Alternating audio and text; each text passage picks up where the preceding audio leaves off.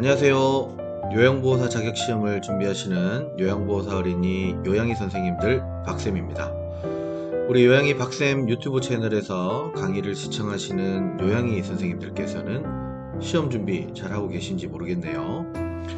이미 요양보호사 교육원에서 좋은 강사님들이 강의해 주셔서 배운 내용들만 하더라도 충분히 시험을 잘 칠 수 있다고 생각하지만 조금 불안하다 생각하시는 요양이 선생님들은 제 동영상 강의를 들으면서 몇 번 반복해서 공부하시면 큰 어려움 없이 합격할 수 있을 것 같습니다. 오프라인 수업 시간에는 재미있는 농담도 하고 영상도 보고 최대한 재미있게 하려고 노력을 하지만 온라인 수업은 저작권이나 다양한 이슈들이 있다 보니까 제 스스로가 조심스러워지기도 하고 그래서 다소 딱딱하고 지루한 면이 좀 있지요. 그래도 짧은 시간에 많은 양을 강의하려면 핵심만 정리해서 알려드려야 하기 때문에 요양이 선생님들 이해해 주시고 시청해 주시면 감사하겠습니다. 그래도 저녁에 누워서 강의를 들으면 잠이 너무 잘 와서 불면증이 해결되신 분도 있다고 합니다. 밤에 자장가처럼 틀어놓고 주무시더라도 반복해서 꾸준히 들으면 무슨 말인지 서서히 내용도 들리고 자연스럽게 암기도 될 거라고 생각합니다. 구독도 한 번씩 눌러주시고 어떤 요양이 선생님들은 구독 눌리면 돈 나가는 줄 알고 구독을 안 눌렀다고 하시더라고요. 구독 눌린다고 돈이 결제되거나 하는 것이 아니고 구독을 눌린 채널은 쉽게 영상을 볼 수 있는 장점이 있습니다. 오늘은 조금 무거운 내용의 강의인데요. 13장 임종 요양보호 핵심 강의 진행하도록 하겠습니다. 저도 노인복지 현장에 있으면서 많이 경험하게 되는 부분입니다. 예전에는 결혼식 돌잔치에 많이 갔다면 이제는 1년에 두세 번은 장례식장을 가고 있습니다. 임종, 즉 죽음도 우리의 삶의 일부분이니까요. 우리 요양이 선생님들 너무 무거운 마음, 거부감 갖지 말고 죽음도 우리 인간의 삶의 일부분이라 생각하고 함께 공부하도록 하겠습니다. 1절 임종기 단계별 지원입니다. 임종기 요양보호란 죽음을 앞둔 사람들의 정서와 행동 변화를 이해하고 지원하는 총체적 과정을 뜻합니다. 임종이란 사망 또는 죽음, 생명의 정지 또는 생체 기능의 영구적인 정지를 말합니다. 스위스 출신의 정신과 의사이면서 호스피스 운동의 선구자인 엘리자베스 퀴블러 로스라는 분이 죽음과 임종에 관하여 라는 책에서 임종기 환자와 가족들에게 찾아오는 5가지 변화 이론을 주장했는데요. 부정, 분노, 타협, 우울, 수용의 5단계를 말합니다. 부정은 자신의 죽음을 받아들이지 않는 단계로 아니야, 나는 믿을 수 없어 라는 표현을 자주 합니다. 다음 분노의 단계는 나는 아니야, 왜 하필이면 나야, 왜 지금이야 등의 표현을 하고 이때는 목소리를 높여서 불평을 하면서 주위로부터 관심을 끌려고 하기도 합니다. 돌봄을 제공하는 사람에게도 화를 내기도 하는데 분노는 심리학적으로 건강한 반응에 속합니다. 그래서 정상적인 반응임을 이해하셔야 됩니다. 다음은 타협의 단계인데요. 타협의 단계는 아무리 부정해도 피할 수 없는 상황임을 이해하게 되고 그래, 내게 이런 일이 벌어졌어. 하지만 삶이 얼마간이라도 연장되기를 희망합니다. 이때는 회복을 위해서 현실적이든 비현실적이든 좀 건강이 나아지기 위해서 여러 가지 노력을 기울입니다. 다음은 우울의 단계입니다. 우울의 단계는 증상의 악화와 체력의 소진을 경험하면서 정서적으로도 깊은 슬픔에 빠지고 슬픔을 말로 표현하지 않고 조용히 울기도 합니다.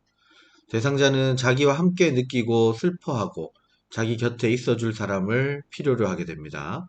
이때는 성급하게 많은 말을 해서 위로하기보다는 잘 들어주고 이해해 주는 것이 중요합니다. 다음은 수용의 단계인데요. 수용의 단계는 받아들이는 분도 있고 그렇지 않은 분도 있습니다. 어떤 분들은 평화로운 마음속에서 마지막 정리의 시간을 보내기도 합니다. 현실적으로 재산 관리나 상속 상담이나 가족들과 함께 종교적 예식을 준비하는 경우도 있습니다. 올해 투병하시던 대상자나 가족의 경우에는 어떤 고통에서 벗어날 수 있는 것으로 생각하기 때문에 죽음을 긍정적인 사건으로 인식하기도 합니다. 그래서 단계를 외우실 때는 먼저 부정의 단계는 받아들일 수 없고 믿을 수 없다. 그래서 머리를 좌우로 도리도리 하면서 부정하는 모습을 기억하시고, 분노의 단계는 왜 하필 나야 하면서 책상을 두 손으로 쾅 내려치는 모습 떠올리시면 되고요. 다음 타협은 두 손을 모으고 조금만 더 살게 해주세요 하고 타협을 위해 두 손을 모으고 신에게 기도하는 모습을 좀 연상하시면 될 것 같고, 그렇게 열심히 기도는 하지만 몸은 갈수록 안 좋아지고 증상이 악화되면서 우울해서 우는 모습을 좀 떠올리시면 되겠습니다. 그리고 마지막에는 모든 것을 수용하여 받아들이고 마지막을 정리하는 모습을 떠올리면 조금 쉽게 단계를 기억할 수 있습니다. 다시 한 번 더 단계를 생각해 보면 도리도리 부정하고 쾅 분노하고 자, 기도하는 모습으로 타협하고, 보통 기도하다 보면 또 눈물도 나겠죠? 그러면 슬퍼서 우는 모습, 우울입니다. 그리고 받아들임, 수용의 5단계 잘 기억하시기 바랍니다. 임종에 이르기까지의 심리 행동적 변화는 사람마다 모두 다릅니다. 가족의 반응도 충격, 부정, 분노, 죄책감, 후회, 안도, 슬픔, 외로움과 같이 정말 다양하게 표출이 됩니다. 요양보호사는 대상자와 가족들이 다음 단계로 진입하도록 강요해서는 안 됩니다. 죽음은 매우 민감한 주제입니다. 임종에 대한 태도와 감정들은 다음과 같은 요인들에 의해 달라질 수 있는데요. 자, 첫 번째로 죽음의 경험입니다. 과거에 가까운 사람의 임종을 경험한 사람은 죽음에 대한 태도가 달라질 수 있습니다. 이 말은 친구나 부모를 먼저 떠나보낸 경험이 있는 사람의 경우 임종을 조금 더 담담하게 받아들이거나 반대로 과도하게 두려워할 수 있습니다. 이런 경우에는 다른 분의 임종을 경험할 때 어떤 감정이었나요? 와 같은 경험을 물어보고 현재 감정을 이해하고 공감해 주는 것이 중요하겠죠. 성격 특성입니다. 자신의 감정을 솔직하게 표현하도록 격려하고 두려움과 걱정을 잘 대처할 수 있도록 도와야 합니다. 내성적인 사람이라면 솔직하게 표현해보고 말해보는 건 어떨까요? 라고 부드럽게 이야기해보고, 외향적이고 표현을 잘하는 사람은 경청해주고 감정을 인정해주면 말을 하면서 안정을 찾을 수 있습니다. 자, 다음 종교적 신념입니다. 종교적 믿음을 가진 사람은 다른 행동 방식을 취할 수 있습니다. 교회를 다니는 사람은 성경 말씀을 읽으면서 또는 기도나 찬송을 하면서 안정을 찾기도 하고, 불교 신자 같은 분들은 명상이나 염불을 통해서 마음을 다스릴 수 있는 것입니다. 또한 믿고 있는 종교에 신뢰하는 지도자들과의 면담을 통해서도 위로를 받고 안정을 찾을 수 있을 것입니다. 다음 문화적 배경입니다. 어떤 문화권 또는 가족마다의 다 다른 문화가 있죠. 그 문화에 따라서 임종을 가족이 함께 지키면서 공개적으로 슬픔을 표현하기도 하고, 반대로 죽음을 조용히 받아들이며 개인적 공간에서 마음을 추스리거나 하는 다양한 방식들이 있기 때문에 상담을 할 때는 문화적인 차이를 이해하고 존중하는 것이 필요합니다. 2절 임종 대상자 지원 및 가족 요양 보호입니다. 임종 징후입니다. 임종기 대상자에게 나타나는 신체적 징후와 가족이 알아두면 좋은 지원 방법에 대해서 말씀드리겠습니다. 임종이 가까워지면 신체적 증상의 변화가 빠르게 나타납니다. 먼저 시력이 떨어지고 초점이 흐려지고 동공이 커집니다. 동공은 자율신경계에 의해서 조절이 되는데요. 자율신경계의 기능이 점점 상실되면서 동공 조절 능력이 무너지게 됩니다. 발이 어눌해지고 촉각과 움직임도 감소하면서 근육 긴장이 줄어듭니다. 근육의 긴장도가 떨어지니까 온몸이 힘없이 축 처지게 됩니다. 또한 체온과 혈압, 맥박이 떨어지거나 불규칙해지면서 또 숨을 가쁘게 몰아쉬다가 점점 천천히 쉬게 됩니다. 특히 임종징후로 가슴에서 돌 구르는 것 같은 가래 소리가 들리기도 합니다. 저도 고등학교 때 할머니가 돌아가셨는데 병원에 입원해 계시다가 임종이 다가오면서 10번에서 설명하는 돌 구르는 것 같은 가래 소리가 정말 크게 들렸었는데 30년 가까이 지난 지금도 그 소리가 귓가에 들리는 것 같습니다. 피부는 차갑고 창백해지고 혈액순환 문제로 피부에 반점이 나타날 수 있고요. 식은땀을 흘리기도 합니다. 마지막으로 자율신경계의 문제와 근육의 긴장이 풀어지기 때문에 실금이나 실변이 발생하고 의식 저하가 나타날 수 있습니다. 이럴 때 가족이나 요양보호사는 대상자가 정서적으로 편안하게 그리고 가능한 독립성을 유지할 수 있도록 도움을 주는 것이 중요합니다. 신체 정신적 변화에 대한 요양보호입니다. 2008년 영국 정부가 발간한 생애 말기 돌봄 전략 보고서에 좋은 죽음의 4가지 정의를 이야기하고 있는데요. 첫째, 익숙한 환경에서. 둘째, 존엄과 존경을 유지한 채. 셋째, 가족, 친구와 함께. 넷째, 고통 없이 죽어가는 것을 좋은 죽음이라고 정의하고 있습니다. 먼저 첫 번째로 감각 기능의 저하시 요양보호 방법입니다.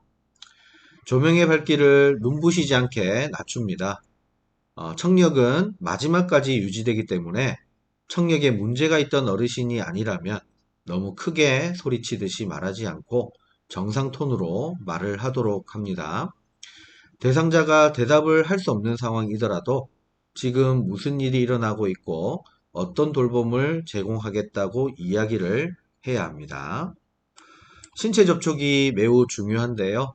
대상자가 특별한 말을 하지 않더라도 대상자의 손을 잡고 조용히 곁에 있어주는 것이 대상자에게 깊은 편안함을 줄 수 있는 방법입니다. 구강과 코 주변 관리입니다. 구강 관리를 자주 해주고 무의식 상태일 때는 최소 2시간 간격으로 관리를 해주는 것이 권장됩니다. 입술과 콧구멍은 건조해지면 상처가 나기 쉬운 부위입니다. 그래서 바세린이나 립밤을 바르도록 합니다. 자, 피부 관리입니다. 실금 또는 실변으로 침상 혼리불 아래에 방수포를 깔고 필요시에는 기저귀를 착용하도록 합니다. 피부를 항상 깨끗하고 건조하게 유지해야 합니다. 침구류는 주름이 없는 제품을 사용하고 주기적으로 체위를 변경해서 욕창을 예방해야 합니다. 때로는 손과 발이 점차 싸늘해지면서 피부 전체가 하얗게 또는 파랗게 변화할 수 있습니다. 혈액순환이 저하되면서 몸의 중요기관에도 같은 현상이 나타납니다. 이런 경우 담요를 덮어서 따뜻하게 해주고 따뜻하게는 하지만 전기기구는 사용하지 않습니다. 잘 기억하시기 바랍니다. 임종기에 상당한 통증을 호소할 수 있기 때문에 가족에게 연락해서 의사의 처방에 따라 통증 조절을 위한 약물을 처방받을 수 있도록 해야 합니다. 호흡은 호흡수와 호흡의 깊이가 불규칙하고 무호흡과 깊고 빠른 호흡이 교대로 나타납니다. 이는 임종이 임박했음을 나타내는 신호일 수 있기 때문에 신속하게 가족들에게 연락해야 합니다. 이런 경우에는 숨쉬는 것을 돕기 위해 상체와 머리를 높여주고 대상자의 손을 잡아주는 것은 큰 도움이 됩니다. 필요할 때는 가습기를 약하게 틀어서 호흡이 조금 편하도록 도움을 줍니다. 소화 기능도 변화합니다. 음식이나 수분 섭취도 어려움이 많아지게 됩니다. 대상자의 몸이 소화보다는 생명을 유지하는 다른 기능을 하는데 에너지를 소모하려고 하기 때문에 억지로 음식을 먹이려고 하지 말아야 됩니다. 식욕부진이나 울렁거림, 구토가 심할 경우는 작은 얼음 조각이나 주스 얼린 것 등을 입안에 넣어주는 것도 도움이 될 수 있습니다. 신장 기능도 저하됩니다. 수분 섭취가 줄고 혈액순환이 충분하지 않아서 소변 양이 점차 줄어들게 됩니다. 이것 또한 임종이 임박했음을 나타내는 신호일 수 있습니다. 그래서 소변량이 줄어드는 것을 확인하면 가족들에게도 사실을 알려야 합니다. 주변 환경 관리입니다. 시간, 장소, 자기 주위에 있는 사람이 누구인가에 대해서 혼돈을 느낄 수 있습니다. 평소에 좋아하는 물건이나 사진 등을 머리맡에 두어서 친숙함을 느끼도록 해야 합니다. 또한 평소 좋아하는 음악을 틀어두는 것도 도움이 되고 주기적으로 창문을 열어서 환기를 시켜서 답답하지 않도록 해야 합니다.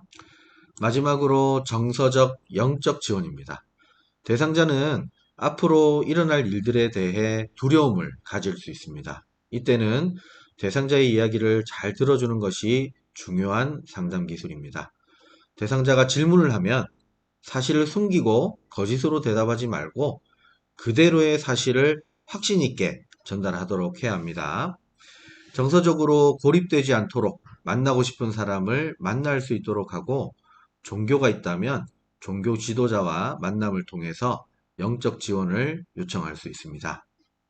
임종 후 요양보호입니다. 임종은 응급 상황이 아닙니다.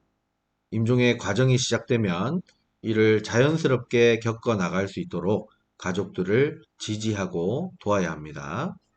사망선언과 사후 처리 과정은 가족들이 함께 있는 상황에서 의료기관에서 소속된 의사와 간호사가 수행하지만 의사가 없는 장소에서 임종을 맞이한 경우 요양보호사는 가족들이 직접 사후 처리를 할 수 있도록 안내해야 합니다. 가족에 대한 요양보호입니다. 가족들이 대상자의 죽음을 받아들일 수 있도록 하는 것입니다. 또한 대상자의 죽음이라는 사건을 통해서 가족들이 서로 빈 곳을 채워주고 상처를 치유해주며 쉬게 해주는 활동을 포함합니다. 사별 전 가족 요양보호입니다. 대상자 옆에 함께 있는 것이 가족들에게도 좋은 기억으로 간직될 수 있습니다.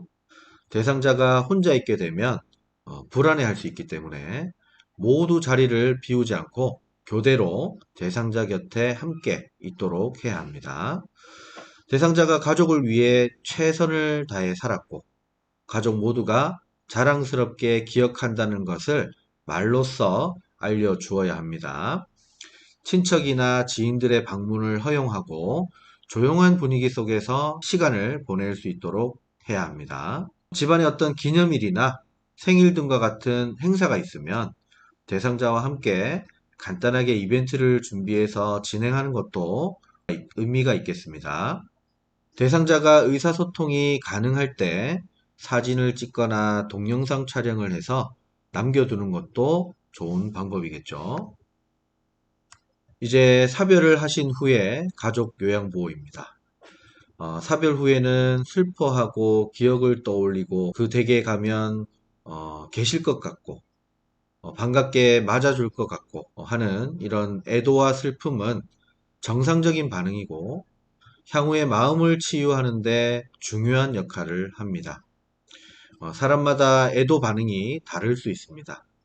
어떤 분은 신경이 날카로울 수도 있고 또 어떤 분은 멍하고 아무 생각 없이 차분하게 반응을 보이는 분도 있습니다.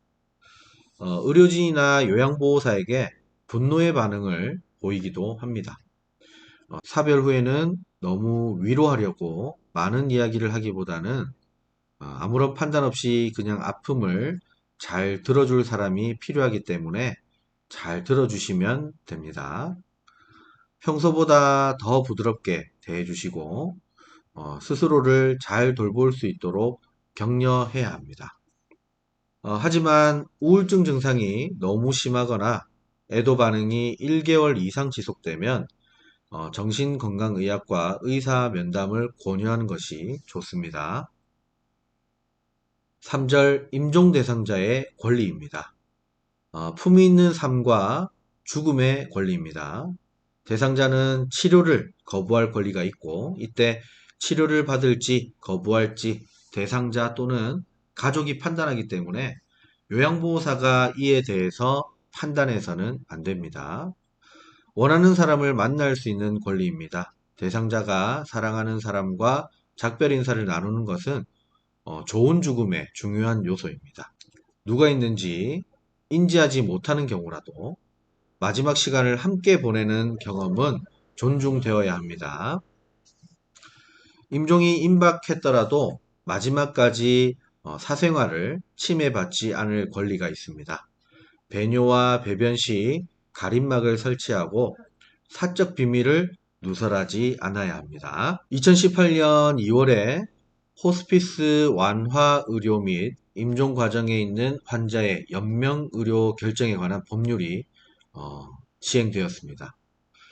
환자 본인의 의사를 법적으로 명시할 수 있는 제도인데요. 만 19세 이상이라면 누구나 보건복지부 지정 등록기관인 의료기관이나 보건소 등에서 작성이 가능합니다. 요양보호사는 연명의료 결정제도를 안내할 수 있습니다. 연명의료란 임종 과정에서 심폐소생술, 혈액투석, 항암제 투여, 인공호흡기 착용 등과 같은 치료 효과 없이 임종 과정의 기간만을 연장하는 의학적 시술을 말하는데요. 사전 연명의료의향서는 자신이 임종 과정이 되었을 때 그때를 대비해서 연명의료를 시작하지 않거나 중단하고 싶다는 본인의 의사를 남기는 법적 문서입니다. 상담사의 상담을 받고 작성할 수 있고 작성하게 되면 연명의료 정보처리 시스템에 등록되게 됩니다. 등록 이후에도 작성자의 의사에 따라 언제든지 변경하거나 철회할 수 있습니다. 654페이지에 나오는 자주 묻는 질문과 응답입니다. 간단히 살펴볼게요. 사전 연명의료의향서를 작성하면 아무 때나 치료를 거부할 수 있나요? 라는 질문인데요. 답은 아니요입니다. 환자가 임종 과정에 있다고 판단을 받은 경우에만 연명치료를 중단할 수 있습니다. 콧줄 비위관이나 산소도 연명의료인가요? 라는 질문인데요. 답은 아니요입니다. 진통제 투여나 영양분, 물, 산소 공급 등은 기본적인 돌봄에 해당하는 의료 행위이기 때문에 계속해서 제공하게 됩니다. 가족들이 연명의료라도 할 수 있는 건 끝까지 다 해달라고 하면? 이라는 질문인데요. 답은 환자가 작성한 내용을 기반으로 의사는 연명의료를 시작하지 않거나 중단할 수 있습니다. 그래서 사전 연명의료의향서를 쓰실 때부터 가족과 함께 이야기를 충분히 하고 작성하는 것을 추천드립니다. 네 번째 질문, 작성자가 한글을 모르거나 글씨를 쓸 수 없는 상황에도 작성이 가능한가? 라는 질문인데요. 답은 자발적인 의사에 따라서 작성하고자 하는지 여부를 확인하고 녹화나 녹취를 하고 본인의 뜻임을 확인할 수 있는 경우에 하나여 대피를 통해서 작성이 가능합니다. 참고하시기 바랍니다. 자, 마지막으로 호스피스 완화 의료입니다. 호스피스 완화 의료란 치료가 어려운 말기 질환을 가진 환자와 가족을 대상으로 통증 및 신체적, 심리적, 사회적, 영적 고통을 완화하여 삶의 질을 향상시키는 전문적인 의료 서비스를 뜻합니다. 현재 국내에서 제공되는 서비스는 크게 입원형, 가정형, 자문형으로 구분하고, 가정형은 자택으로 의사, 간호사, 사회복지사의 가정방문을 통해서 서비스가 제공되며, 자문형은 외래 진료를 보듯이 환자가 방문해서 진료를 받는 형태입니다. 입원형은 암 질환자에 한하여 이용이 가능합니다. 이상으로 13장 임종 요양보호 핵심 정리 강의 마치도록 하겠습니다. 수고하셨습니다.